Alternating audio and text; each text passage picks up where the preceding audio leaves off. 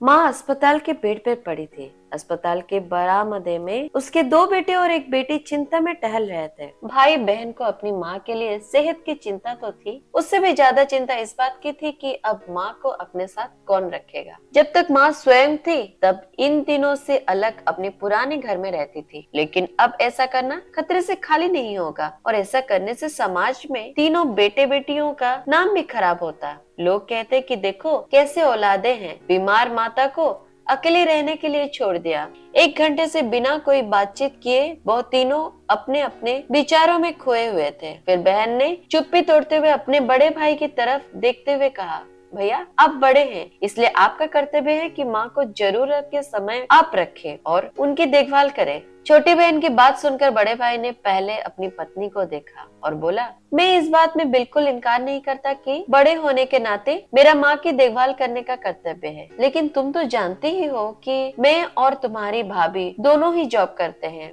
ऐसी हालात में माँ के साथ किसी न किसी का हर वक्त उनके देखभाल करने के लिए उनके साथ रहना पड़ेगा, जो हमारे लिए बहुत मुश्किल हो जाएगा। बहन तुम तो पूरा दिन घर ही रहती हो, माँ को अपने साथ क्यों नहीं रखती? पैसे की चिंता मत करना, जो भी खर्चा आएगा मैं दे दूंगा। सुशील भैया आप तो जानते हैं कि मैं माँ से कितना प्यार करता हूँ, लेकिन आप ये भी जानते हैं कि मेरे ससुराल वाले कैसे हैं। मैं ये बिल्कुल बर्दाश्त नहीं कर पाऊंगी कि कोई मेरी माँ को और मेरे भाइयों को भला बुरा कहे, इसलिए अच्छा होगा कि माँ को अनिल भैया के यहाँ रखा जाए।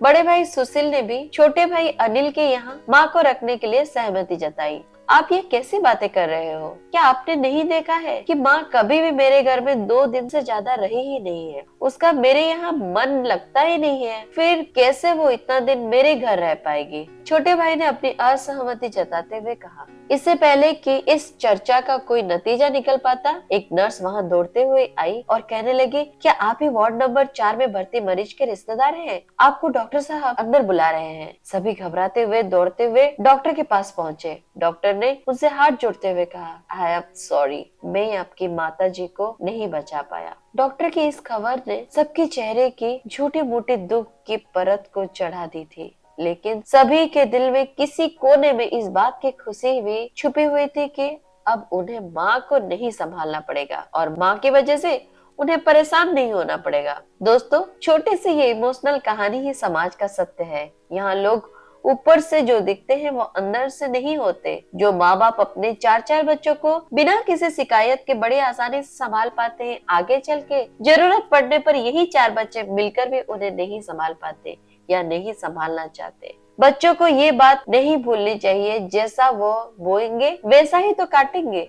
अगर आज वो अपने माँ बाप के साथ बुरा बर्ताव करते हैं तो उन्हें याद रखना चाहिए कि उनके बच्चे भी बड़े होंगे और वो भी बूढ़े होंगे। जो उन्होंने अपने माँ बाप के साथ किया है उनके बच्चे भी उनके साथ वही करेंगे। दोस्तों अपने दिल से छल कपट निकाल दीजिए और सच्चे मन से अपने माता पिता के, अपने बुजुर्ग की सेवा कीजिए। आपने इस कहानी को पूरा पढ़ा और सुना, इसका मतलब आपको ये कहानी पसंद है। तो छोटी से एक लाइक के साथ हमको मोटिवेट कीजिए और ऐसी नई नई कहानी पढ़ने और सुनने के लिए हमारे चैनल को सब्सक्राइब कीजिए। कल फिर मिलते हैं और एक नई कहानी के साथ, तब तक नमस्कार।